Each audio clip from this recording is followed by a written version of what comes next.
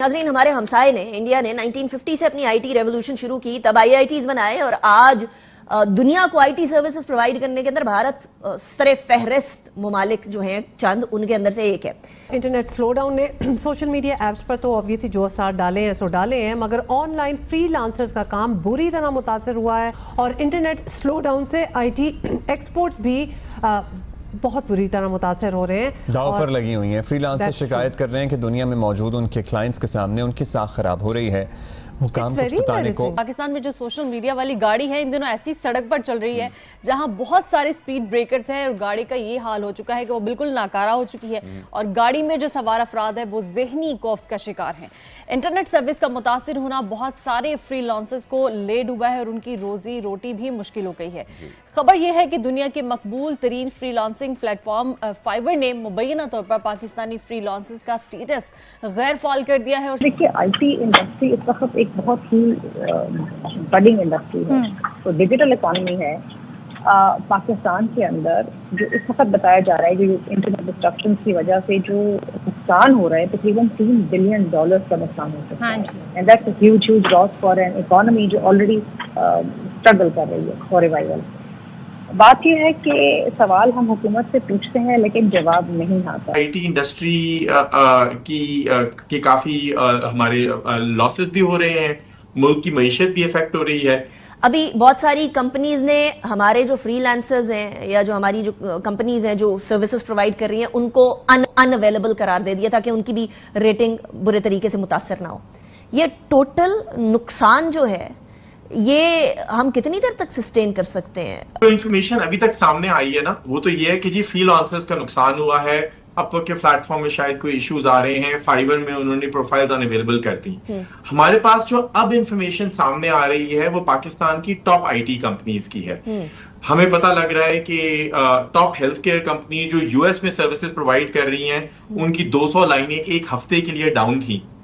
नमस्कार दोस्तों, नमो राष्ट्रवाद में आपका स्वागत है। आज के इस वीडियो में हम देखेंगे कि पाकिस्तानी ब्लेम कर रहे हैं भारत को उनकी स्लो इंटरनेट स्पीड के लिए। तो हुआ ये है कि पाकिस्तान में इंटरनेट स्पीड बहुत ज़्यादा स्लो हो गई है, इतनी ज़्यादा स्लो हो गई है कि बहुत सारे सोशल नेटवर्किंग साइट्स ने पाकिस्तानी यूज़र्स को ब्लॉक कर दिया है, जैसे कि फाइबर और पेपल तो ऑलरेडी पाकिस्तान को बैन कर चुका है। तो इसी का असर पूरे के पूरे पाकिस्तान पे पड़ा है। जो भी लोग वहाँ पे फ्रीलांसिंग करते हैं, सोशल मीडिया के साथ कनेक्टेड रहते हैं, उन्हें बहुत ज़्यादा परेशानी हो रही है और पाकिस्तान इस चीज़ को के लिए ब्लेम कर रहा है भारत को। तो आज के इस वीडियो में मैं आपको पूरी तरह से समझाऊंगा कि ये सारा मामला है क्या और वाकई क्या भारत ने कुछ ऐसा किया है कि इनकी केबल काट दी है। तो पहले आप पूरा वीडियो देखिए और वीडियो के अंत में हम आप डिस्कस करेंगे और मैं आपको पूरा का पूरा समझाऊंगा। तो वीडियो को पूरा अंत तक देखिएगा।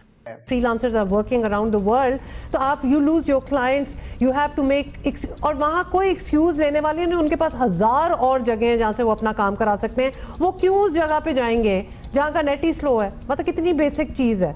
तो this is affecting a lot of businesses. Slow down है तो प्लीज बताइए कि आप लोगों का काम कितना मुतासर हो रहा है, किस तरह की परेशानी का सामना है, कितना माली नुकसान हो चुका है? अब तक तो बहुत फ्रीलांसर के लिए, बल्कि आईटी कंपनीज, स्टार्टअप्स और वो ख़वातीन जो कि सिर्फ ऑनलाइन व्हाट्सएप के थ्रू काम कर रही हैं, अपलोडिंग डाउनलोडिंग के अगर इश्यूज़ होंगे तो न सिर्फ ख़वातीन को, न सिर्फ फ्रीलांसर को, आईटी कंपनीज़ को और हर एक उस इदारे को जो ऑनलाइन किसी से राब्ते में रहता है उसको प्रॉब्लम होगी। पाकिस्तान में इस वक्त जो 2.37 मिलियन फ्रीलांसर्स हैं वो इस वक्त पाकिस्तान की फैसिलिटीज़ जो हैं, बैंकिंग फैसिलिटीज़ इकोसिस्टम के अंदर, उससे कई हद तक मुतासर हो रहे हैं। बट अगर उनको इंटरनेट छीन लिया जाएगा तो वो पाकिस्तानी यूथ जो कि फ्रीलांसिंग में आना चाहती है, जो 60% से ज्यादा है, वो भी नहीं आएगी इसके अंदर। आपका अकाउंट फ्लैग होता है तो टेम्परेरी ब्लॉक कर देता है फाइवर आपका अकाउंट। ठीक। और जैसे कि अभी आपने ये न्यूज भी पढ़ी जिसमें जिक्र था कि उन्होंने क्यों किया ऐसा, ये इशू बढ़ता जा रहा है और फ्रीलांसर्स ही नहीं बल्कि आईटी कंपनीज और वो लोग जो कि घर बैठ के व्हाट्सएप के इस्तेमाल से बड़े-बड़े सॉफ्टवेयर हाउसेस जो हैं वो इस वक्त मुतासिर हैं। व्हाट्सएप के थ्रू जो औरतें डिलीवरी कर रही थी, जो औरतें सिर्फ व्हाट्सएप के स्टेटस से ग्रुप्स पे कुछ चीज़ें सेल करके कमा रही थी, ये बहुत ज़्यादा लोग अफेक्ट हुए। इंटरनेट डिसरप्शन थी और जिन लोगों ने वीपीएन इस्तेमाल किया, जब आप वीपीएन इस्तेमाल करते हो तो आपकी लोकेशन इनकंसिस्टेंट हो जाती है। ऑब्वियसली उस पर रेड फ्लैग जो है ना फाइवर ने उस दिन देना शुरू कर दिया था, जिसपे फिर अकाउंट टेम्परेरी ब्लॉक हो जाते हैं। तो ये तो हमारे साथ बहुत ही छोटे इश्यूज हमें दिख रहे हैं। मैं समझता हूँ कि जिन लोगों का डिपेंडेंट जो है इनकम रोजाना की, जैसे एक मजदूर की रोजाना की दिहाड़ी होती है, तो जो फ्रीलांसर रोजाना के प्रोजेक्ट्स पे, टास्क पे डिपेंडेंट था, वो बहुत ज्यादा परेशान है। तो दोस्तों ये जो पूरा टॉपिक है बहुत ही इंटरेस्टिंग टॉपिक है। बहुत ज़्यादा न्यूज़ आ रही है सारे सोशल मीडिया प्लेटफॉर्म पे और न्यूज़ पोर्टल पे ये न्यूज़ चल रही है कि पाकिस्तान में जो इंटरनेट है वो स्लो डाउन हो गया है और इनकी जो सबमरीन केबल है वो डैमेज हो चुकी है। और ये लोग ब्लेम कर रहे हैं इसके लिए भारत को कि भारत ने ये सबमरीन केबल को काट दिया है। तो पहले हम पूरा मामला देखते हैं कि आखिर क्या ये सच है, क्या भारत ने वाकई कुछ किया है।